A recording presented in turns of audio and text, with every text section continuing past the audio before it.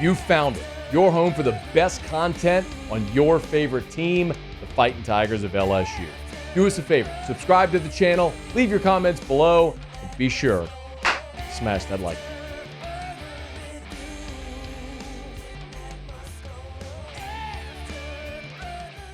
LSU got a big-time commitment over the weekend.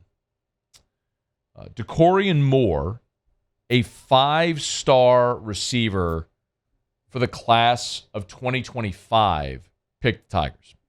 He's out of Duncanville, same place where LSU, of course, went and got Caden Durham, the running back, a week ago. They were hard after Colin Simmons. What a high school team. Oh, my God. It's overwhelming. But he is a 5-star for the class of 2025, against who he's a rising junior. And if you run through the stats, Dakorien Moore, in the composite, the number 11 player nationally, the number 2 player in the state of Texas, the number 3 wide receiver in the country. So you were talking about a massive recruit. If you look at LSU's all-time commitments and recruits, Dakorien Moore would be ranked 18th all-time among LSU signees, provided he makes it to signing day. 1 spot ahead of Al Woods, 1 spot behind Ben Wilkerson, 2 spots behind Harold Perkins. He's ahead of Terrace Marshall, John Emery, Eli Ricks, Michael Clayton, Jarvis Landry, tons of big-time signings. So this would be a major one. You've got the commitment. Now you got to get it to signing day. Let's be very clear. Today is August the 14th of 2023. You got to get to November of 2024 for Dakorien Moore to sign. But most importantly, when I saw this and I was looking at some of his quotes, the thing that to me stood out the most was when Dakorien Moore effectively said, why, if you're a receiver and you're not going to LSU, you're doing it wrong. You've got the list wrong if LSU's not at the top.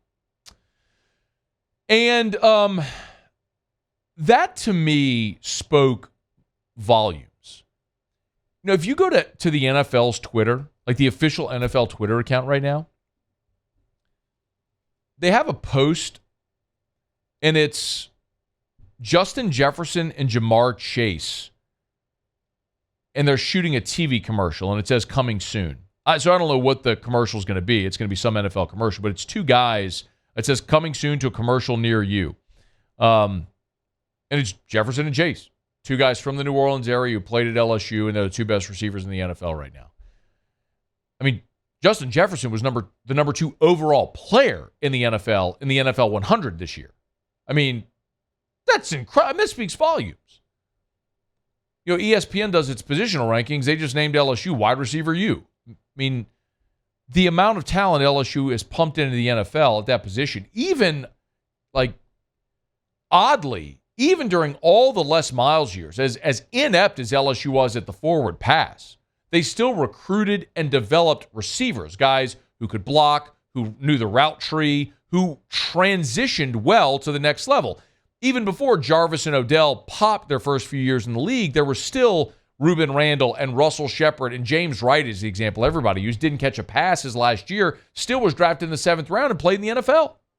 So, yeah, I mean, there's a lot of truth to that.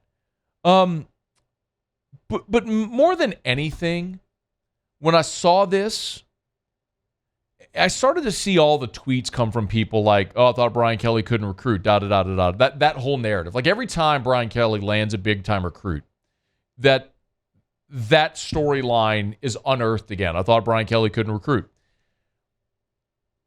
And it's something I said when Brian Kelly was hired. But on a day like this, I can actually illustrate it. It's not that Brian Kelly couldn't recruit. It's that Notre Dame would never allow Brian Kelly to recruit Dakorien Moore to South Bend. And I'm not picking on that young man because he is the overwhelming majority of high school athletes that are college qualifiers that have grades and an ACT score and are going to play in college and go to college and hopefully be great students and get a degree and all that stuff. But Notre Dame is such an elite academic institution, and it puts a premium on that standard and doesn't budge off that standard for athletes. And that's okay. Again, I'm not saying value football more than academics. That's not the point I'm making. The point I'm making is if that's your standard, you are recruiting in a much shallower pool. You are fishing in a shallow talent pool. If you're looking for 5-star athletes who also happen to be the most elite academic students in the country, those are few and far between. So it's not that Brian Kelly couldn't recruit. It's he couldn't recruit that player to Notre Dame. Y'all, Notre Dame's all-time football recruits. This is from 24/7 Sports, okay? And this is by rating, and not like a 5-star ranking or where you're ranked. It says every player is assigned a rating. All right, you are rated based on your skill set.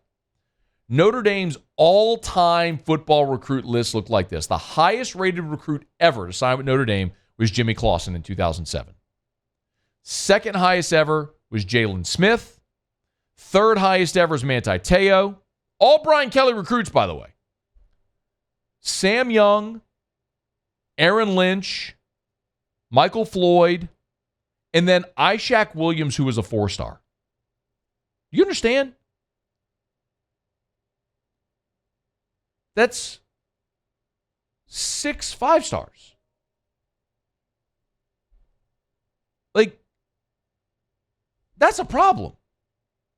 You know what I mean? Like, look at LSU by contrast.